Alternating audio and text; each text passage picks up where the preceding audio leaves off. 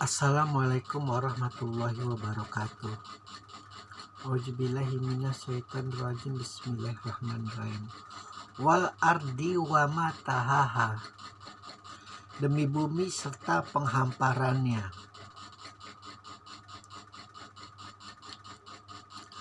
Agama yang paling mendekati sains, agama yang paling mendekati ilmu pengetahuan, agama yang paling mendekati logika, rasionalitas adalah Islam.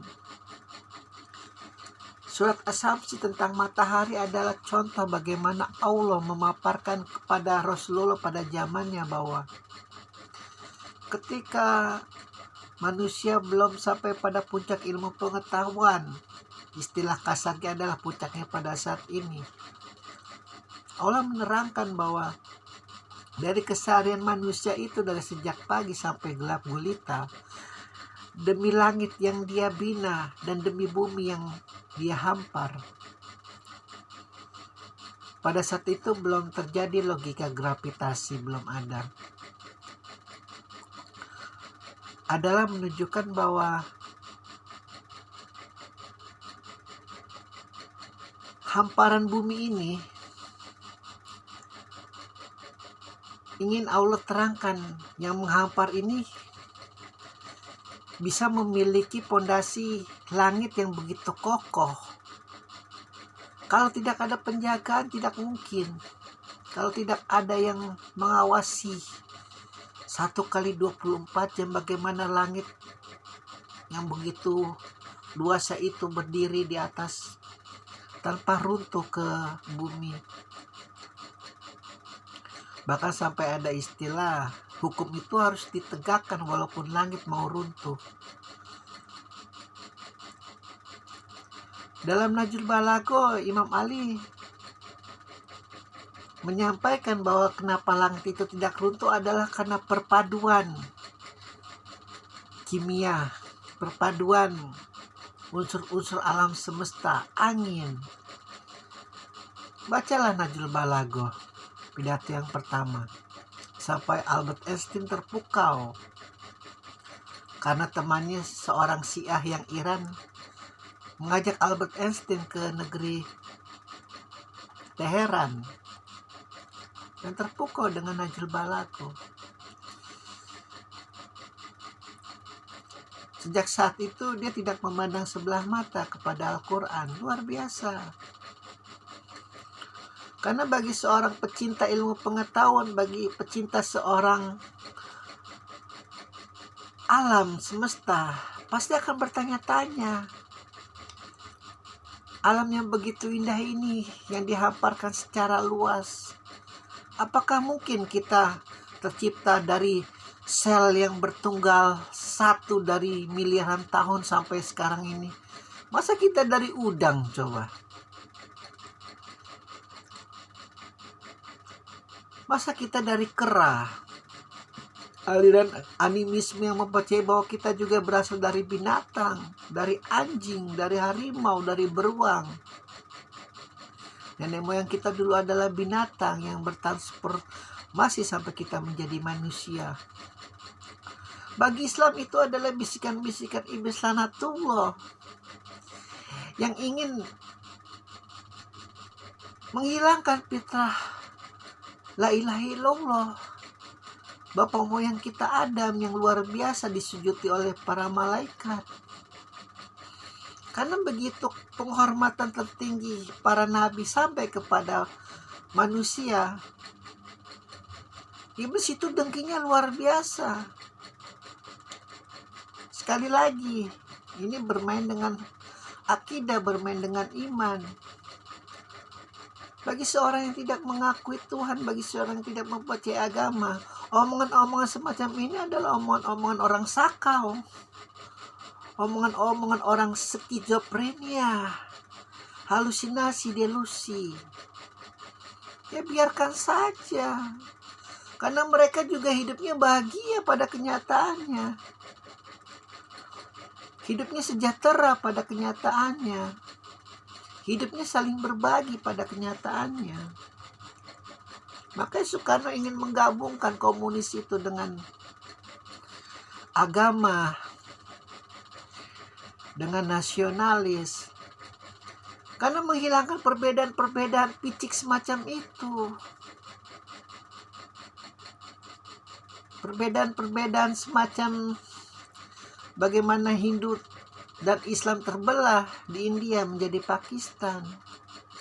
Karena ketika perbedaan itu menjadi patokan bagi manusia untuk saling berhubungan, ya sudah selesai. Sudah selesai. Kita hidup jadi terkotak-kotak. Diri sebenarnya itu sangat kecil, sangat bodoh. Tapi karena kotak kita ini, kita dengan kejumutan ilmu pengetahuan, dengan jumutan kita kepada agama, jadi serasa kita besar. Mirip-mirip seperti Bani Israel dengan Yahudinya. Rasis. Zaman-zaman Hitler dengan fobia-fobia Aryanya. Kacau kalau kita terus saja mengutamakan perbedaan. Kacau. Ya memang sekali lagi, kalau politik imperialisme, politik penjajahisme, ya susah.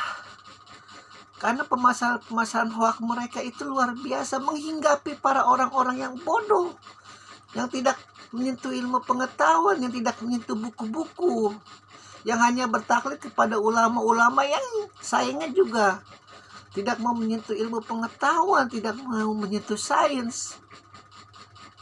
Gampang mengkafirkan, gampang menyesatkan, gampang membidahkan. Maka pembantaian PKI itu luar biasa kejam sebenarnya.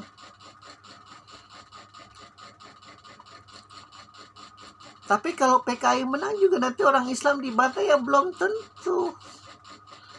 Tergantung pemimpinnya. Apakah Soekarno akan membantai orang Islam? Yang nggak mungkin. Tapi ya mau bagaimana lagi? Manusia hanya berikhtiar, hanya berusaha. Allah yang menentukan. Di samping juga pada kenyataannya kan harus ada logika-logika. Harus ada rumusan-rumusan. Politik itu tidak kejam. Yang kejam itu orangnya. Makanya Soekarno di bawah bendera revolusi mengatakan, banyak kita orang Islam yang sangat baik hatinya, yang sangat jernih pikirannya, yang sangat jujur pikirannya. Itu mudah sekali disusupi oleh politik-politik, mudah sekali disusupi oleh taklid-taklid buta kepada agama yang tidak mengerti indahnya perbedaan.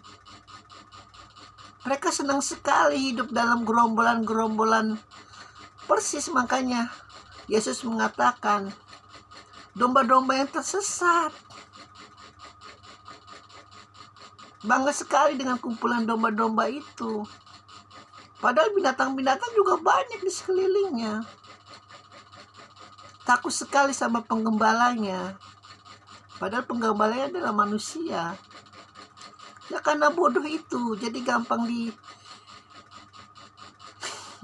dipecut. Hati-hati. Sejarah itu adalah suatu hal kaca, cermin. Kalau kita mengulangi lagi, ya itu namanya kebodohan. Sekarang orang untuk berbuat zalim di Indonesia sangat susah. Itu suatu hal yang harus disyukuri. Namun juga kita harus ingat, hati-hati kalau dalam memilih pemimpin. Jangan gampang-gampang kita percaya begitu saja, hanya dengan uang 100.000, 200.000. Anak cucu kita taruhannya nanti. Mereka hidup terhormat atau terhina dengan pemimpin-pemimpin yang tidak punya kapabilitas. Alhamdulillahirabbil alamin.